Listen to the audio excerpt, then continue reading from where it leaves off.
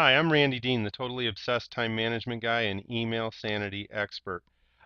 Today I'd like to do a couple of my quick tips that came from my recent best-selling book, Taming the Email Beast on Amazon.com. Basically as a way to give you a feel for the kinds of technology demos that I give in my live and webinar programs. So let's go ahead and jump into Microsoft Outlook right now. As you can see, here's my Outlook box, and you're probably jealous because yes, that's real. I only have 3 emails right now. Now, this first tip I'm going to share with you is actually a tip that will help you keep your email account much closer to email zero, as well as being a very green tip. In essence, no printing of these emails because it'll allow you to do this. So let me show you sort of what I do with an email that allows me to keep it close to zero. Now, of course, if an email is something that I can handle very quickly, that I can reply to, that I can actually get done the work that needs to get done very quickly, I usually handle those right away. And I only check my email a few times a day, handling the quick ones right when I check my email, and then doing this little action right here with the ones that are going to take longer. So here is an email that I got from one of my speaking agents, Angela Cox Weston with Midwest Speakers Bureau. And basically, she just sent me a note telling me that I had cleared a hold for a different client, and this is going to allow me now to contact another client and let them know that those dates are available on my schedule. So here's what I'm going to do with that, because I need to basically get this in my task list. I am going to left click and hold this email, and then I'm going to drag the email and drop it on the task icon. And as you can see, when you drag and drop something on the task icon, it allows you to basically create a new task automatically. So what I'm going to do is this. I'm going to take this email, and as you can see, the original email text is all right here. So I've got the email text. But what I need to do is I need to now put this and set it up so that it's part of my task list. Here's what I'm going to do. I'm going to retitle this Contact Other Client, Let Know Jan 18 to 20 is now available. So that's the task. Now see, this is great because it tells me exactly what I need to do. I need to make that contact today. The priority is high, and the category for this is clients prospects. Now as you can see, that took me all of what, 10 to 15 seconds to convert that email, which was going to take me longer than a couple minutes to handle, into a task that is now part of my prioritized task list. And in my other program, Optimizing Your Outlook, I actually show you how to set up an optimized and prioritized task and project management list within your Outlook task function. So as you can see, in just a few seconds, I have this email set up as a task with all of the affiliated and appropriate information right down here below, including active links. So it works extremely well as a way to help me manage those emails that are going to take a little while. So I'm going to save that, put that right into my task list. Now here's the interesting thing that you might find interesting. That drag and drops tool that I just showed you is not just for tasks. You can do the same thing with your contacts and calendar events. Let me show you an example of a contact. I'm going to take Angela here, left click, drag and drop onto contacts. And as you can see, what happens when I do this, it auto-populates her name in the name field and the email field. But then I can come over here to the notes field, which has the entire text of the email, and basically do this. I can take the information from her email signature, do a Control C, Control V, and as you can see, with a few Control C, which is a copy, and Control V's, which is a paste, I can basically take this information from her and get this information very quickly into her contact information. And so by doing this the way that I'm doing this right now, I can, in a matter of just a few seconds, take a contact or an email and convert it into a contact with all of the affiliated information I might need to reference in the future, as well as over here in the notes field, the entire text of the original email that instigated the contact. Pretty cool little way to make things work. So I'm going to close this one in there, so I'm not going to save those changes, but I just wanted to show you that quick little tip.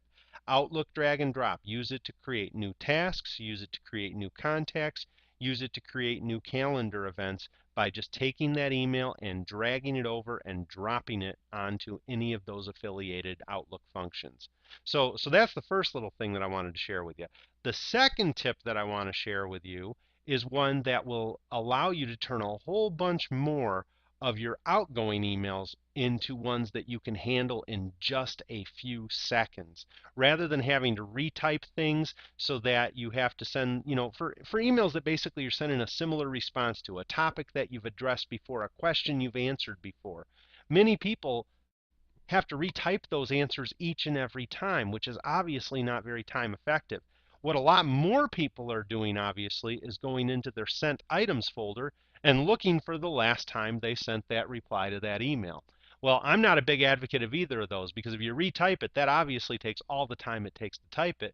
And if you are looking in your sent items folder, that might take you 3 to 5 minutes to find the last time you actually sent that email. Let me show you what I do.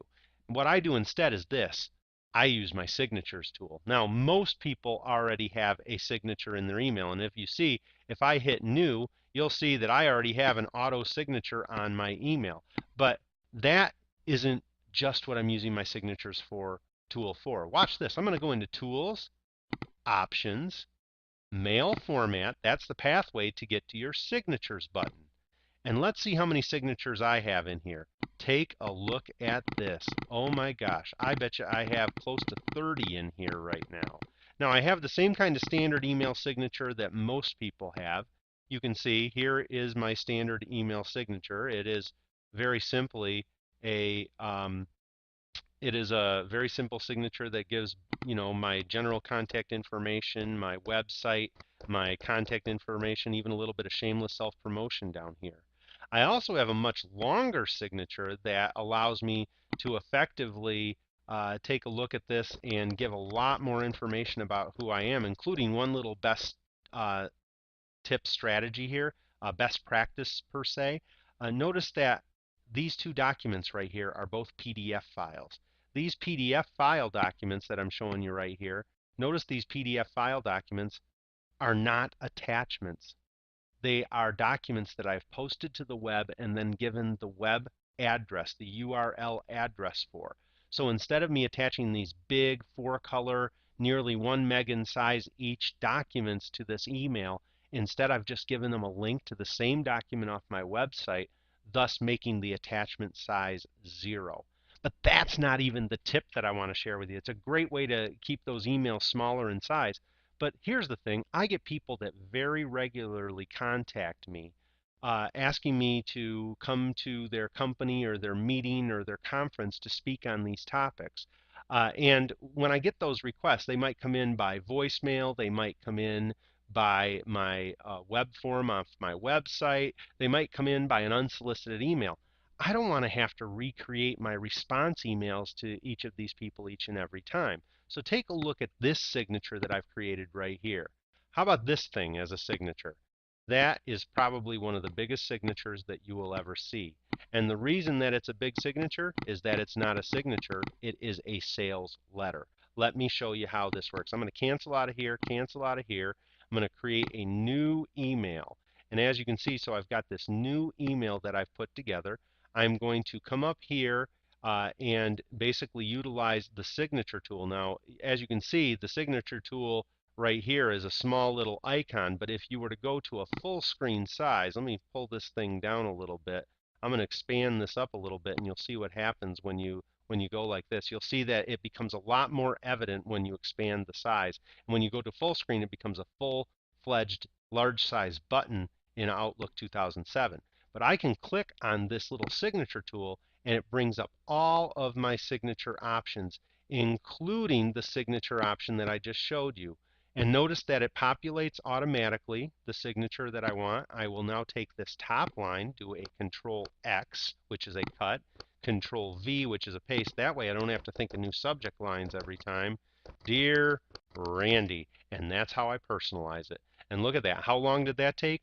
10 to 15 seconds. Once I've actually created the signature, I can use it over and over and over again to send quick little replies, or even longer and more detailed replies on information that people might have. And notice once again, I got that little PDF signature trick that I showed you right here. So hopefully this will give you some ideas on how you can utilize a couple of these quick tools. Obviously, this is an extremely abbreviated version of what I do with my program. So if you're interested, I definitely recommend that you follow up by visiting my website, randalldean.com, and or making a contact to me directly, randy@randalldean.com. Thank you very much for your time.